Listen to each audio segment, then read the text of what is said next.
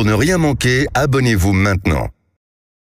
Il va y avoir des suppressions de postes puisque la baisse des effectifs scolaires nous oblige à ajuster la carte scolaire. Alors que notre école va mal, les fermetures de classes et de postes dans les écoles sont toujours plus nombreuses et s'accentuent d'année en année. Ce qu'il faut voir, c'est que le taux d'encadrement, c'est-à-dire le nombre d'élèves par classe, va continuer à baisser l'année prochaine dans le primaire et dans le secondaire. Nous avons bien conscience de la baisse démographique, mais utilisons cette occasion pour proposer un meilleur cadre d'enseignement dans les écoles publiques pour nos enfants. Environ 1500 suppressions de postes. Inversons cette tendance. Vous l'avez entendu, 1500 postes d'enseignants vont être supprimés à la rentrée 2023 selon le ministre de l'Éducation nationale. Une stratégie d'ajustement pour pallier à la baisse durable du nombre d'élèves dans le pays. Une politique très critiquée à l'heure où les lycées ne parviennent toujours pas à trouver des remplaçants pour les enseignants absents, Philippe.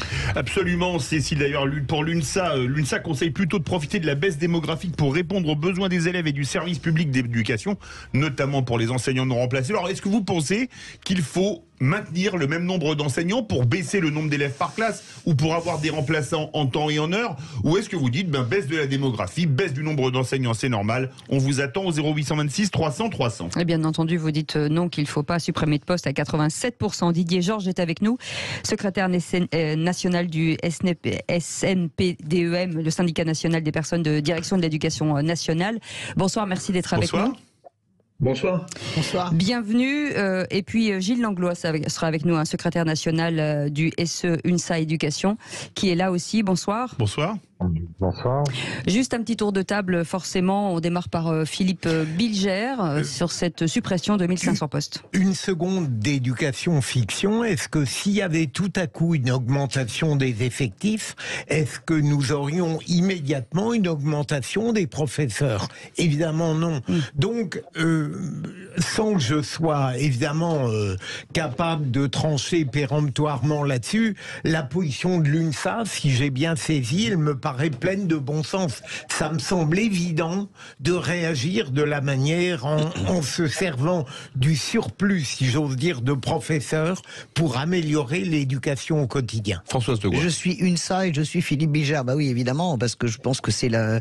J'ai horreur de parler du bon sens parce que cette expression est tellement utilisée et tordue et devient même toxique. Mais là, c'est juste une question de bon sens. Plus largement, je vais vite. C'est assez cruel. Je ne sais pas à quoi sert Pape Day. Voilà. Je pense que quand on fera un bilan de l'éducation nationale, peu de ministres de l'éducation nationale, pourtant il y en a quelques-uns qui ont été d'une fadeur absolue, je pense à Bayrou notamment, mais alors Pape Day bat absolument tous les records d'invisibilisation même de son ministère, c'est un vrai problème, et je vois plus largement à quel point cette société civile est complètement vampirisée et disparaît complètement dans le giron macronien. Je vois Éric Dupond-Moretti, tous ces gens se sont complètement éteints. Pape Day était un grand intellectuel complètement éteint. Il sert à rien. Plusieurs choses. Moi, c'est la vision globale qui m'intéresse. On peut répondre oui, Pape Day a raison, ou non. Mais si effectivement c'était accompagné, on baisse les effectifs, mais on augmente le point d'indice des profs, on pourrait avoir une explication. Ah bah oui, là, d'accord. Parce qu'il y a 90 000 élèves en moins par an dans les classes.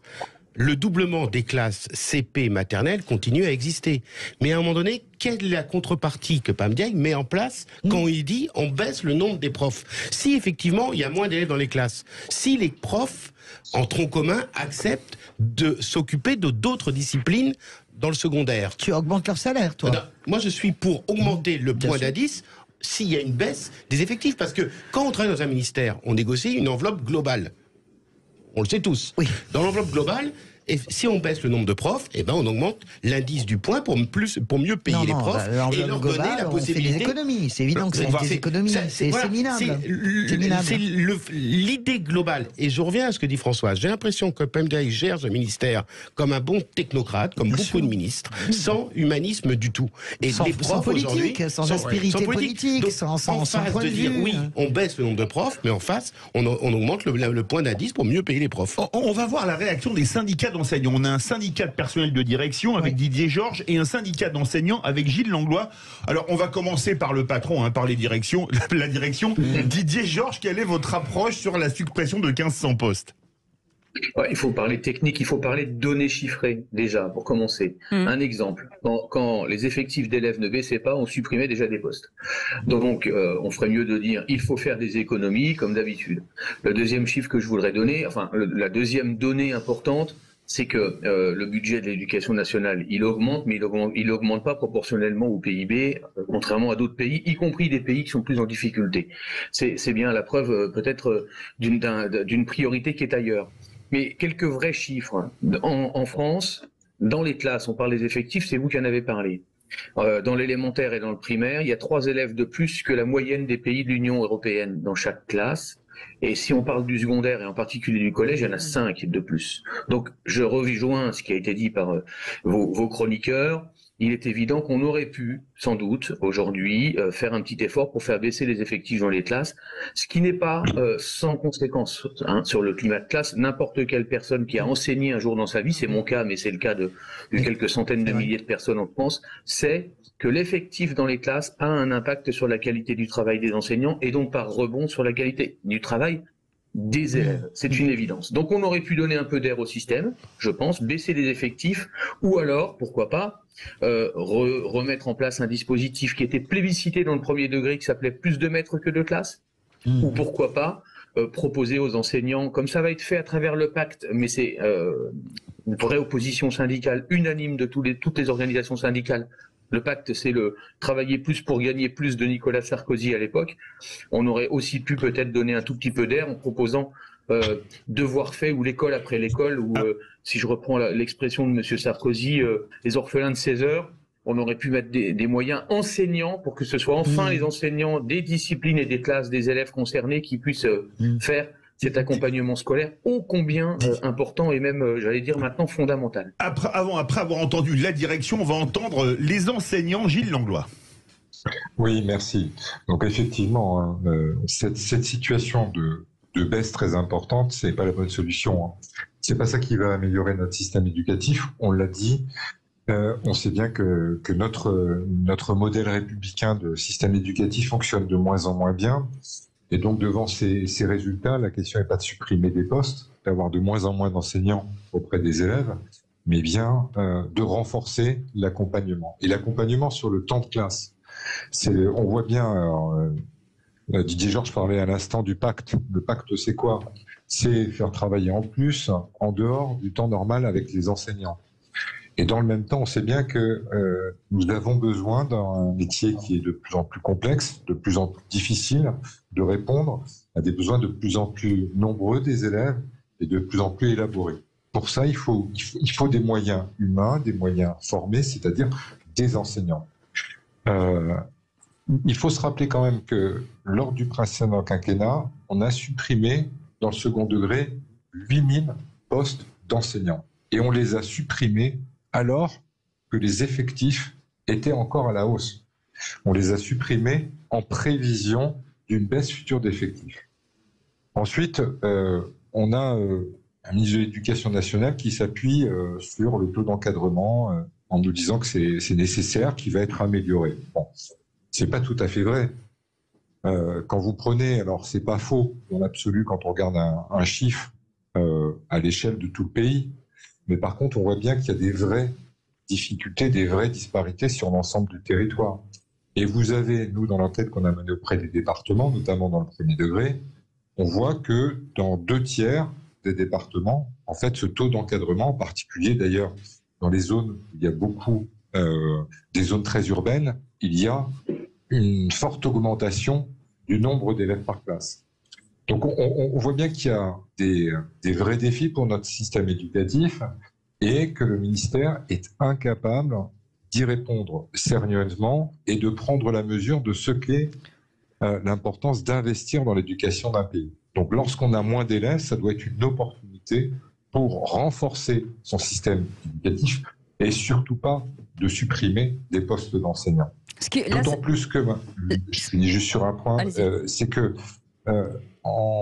même sans supprimer et même en supprimant ces postes, nous ne sommes pas assurés, bien moins s'en faut que nous aurons des enseignants sur les postes qui existent. Donc on a ce problème en plus d'attractivité qui a été évoqué aussi bien par par Guy Georges dans ce qu'il disait que par vos chroniqueurs un instant, on a un vrai problème également d'attractivité, c'est-à-dire que même lorsqu'il existe des postes, eh bien, il est difficile de pouvoir les pourvoir avec des professeurs. Christophe Madrol. Juste une question, en travaillant sur ce débat, j'ai découvert que pour être professeur, il fallait avoir un bac plus 5 et les IUFM n'existent plus et il n'y a plus de formation, parce que je me rappelle, moi, quand j'étais jeune, pas mal de mes collègues passaient le bac, faisaient 3 ans une licence, après ils faisaient 2 ans payés à l'UFM, et donc après ils allaient sur le terrain. Et j'ai appris en fait que et donc ça m'interroge sur la question de ce recrutement des professeurs, puisque moi je vois mes enfants leur dire faire bac plus 5, comment ils sont payés, donc s'il y a une sélection sociale au départ, donc aujourd'hui les professeurs ne ressemblent pas forcément aux professeurs qui étaient les nôtres quand il y a 25 ans, 30 ans, et d'autre part, est-ce qu'on ne pourrait pas imaginer qu'une des solutions serait un retour à une licence, plus 2 ans payés, pour qu'il y ait effectivement des professeurs qui soient formés, c'est déjà pas mal, on va parler de Marseille tout à l'heure, on pourra en parler, mais également de redonner une vocation pour avoir des profs qui aient envie de pouvoir aller sur le terrain. Didier Georges. Écoutez, j'ai été, pour ne rien vous cacher, auditionné cet après-midi par des sénateurs, et c'est exactement ce que nous avons dit. D'abord, Nicolas Sarkozy, quand il était président de la République, a imposé que les enseignants soient recrutés à bac plus 5, et c'est à partir de là que nous avons commencé à avoir une crise des vocations, si on peut le dire comme ça, parce qu'en réalité, le monde économique aujourd'hui, à bac plus 5, ce que l'on propose à un enseignant en termes de rémunération, et y compris si on prend en compte ce que les gens considèrent comme des pseudo-avantages sur les congés scolaires, etc., sachant qu'il y en a beaucoup qui travaillent encore pendant les congés scolaires, pour tout vous dire, hein, il faudrait être dedans pour le savoir, la réalité c'est que ça a déjà fait beaucoup de mal. On l'évoquait tout à l'heure, on embauche tous les ans des dizaines de milliers de contractuels aujourd'hui, hein, ça se chiffre en dizaines de milliers d'enseignants contractuels. Alors, de mieux en mieux formés, mais quand même pas suffisamment formés, disons-le, hein, même s'il y a eu un effort qui a été fait. Et puis par ailleurs, je souscris totalement à ce qui est dit. Un recrutement au moins sur l'enseignement primaire et l'enseignement au collège, à bac plus 3, avec des enseignants qui sont déchargés peut-être à mi-temps comme on le faisait à l'époque, la moitié du temps en enseignant, pratique, donc ils mettent en exercice, en application ce qu'ils apprennent en formation, et ceci pendant 2 ans avant d'être titularisés par, j'allais dire, une inspection conjointe entre le chef d'établissement et l'inspecteur pédagogique. Il faut sans doute revenir à cela si on veut essayer d'arrêter ce cercle infernal là où on a de moins en moins d'enseignants. Il faut regarder les statistiques de présentation au concours. C'est une catastrophe. C'est une catastrophe. Et l'école, aujourd'hui, l'école publique, avec toutes les valeurs que nous portons pour elle, elle est en danger, j'allais dire, faute de combattants à un moment ou à un autre. Donc il va falloir que l'État réagisse. Et en tout cas, c'est pas les projets de loi que j'ai pu voir aujourd'hui qui vont dans ce sens-là. Gilles Langlois, vous êtes d'accord avec ça? On n'a pas besoin d'avoir bac plus 5 pour être prof, même pour être instituteur. Hein. Bac plus 3 plus formation. Plus formation, c'est ça. Pas plus formation comme aujourd'hui. Alors, je crois qu'il faut pas. Il y a 2 sujets en fait dans ce que vous présentez. Il y a premièrement le niveau du recrutement, et deuxièmement il y a la formation. Ce qui est important, avoir une formation de 5 années après le bac, par exemple en étant recruté au niveau de la licence, c'est une formation au niveau d'une formation de 5 ans. Mais ça permet de ne pas exclure toute une partie de la population. C'est-à-dire que ça dépend aussi de ce que veut faire un pays développé en matière d'investissement dans la formation. Il faut se dire qu'aujourd'hui, lorsque vous avez fait 5 ans un master MEF, par exemple. Vous faites une licence quelconque, puis vous faites un master MEF. Donc 2 ans, les master MEF, c'est des métiers un master qui prépare au métier de l'éducation, donc plus professionnalisant, mais qui sont quand même très très loin du terrain. C'est-à-dire que c'est une formation de master, alors certes avec des stages pendant la période, mais vous n'êtes pas formé. Et bien quand vous avez passé votre concours avec ce bac plus 5 et ce master-là, on vous met à 100% sur le terrain. C'est-à-dire que vous n'avez pas de vraie formation professionnelle. Il n'y a pas d'autres métiers. Il n'y a pas d'autres métiers où ça existe, ça, à ce niveau-là. Donc la question, c'est bien d'avoir une formation adaptée à la réalité du métier et d'avoir des procédures où on va former professionnellement les gens, y compris sur du temps pendant lequel ils vont être en train de se préparer au métier en les rémunérant, parce que là, ça garantit un élargissement de l'assiette sociale et puis ça permet de construire un certain nombre de vocations plus importantes. Donc on a bien deux problèmes à ce niveau-là. Merci en tout cas, merci beaucoup. Si je peux me permettre, est-ce que autour de vous, vous accepteriez de vous faire opérer par un étudiant en première année de médecine? Non. Non. Faites le comparatif, c'est exactement la même chose. Excellent. Merci beaucoup pour la métaphore. Merci beaucoup Didier Georges, secrétaire national du syndicat national des personnels de direction et de l'éducation nationale, et Gilles Langlois, secrétaire national du SE UNSA Éducation. Vous restez avec nous dans un instant. On fait un petit point sur tout ce qui a été dit, puisque c'est du Kikadi. Et ça s'appelle le quiz de l'actu. Bienvenue à tous, c'est les Vrais Bois jusqu'à 19h.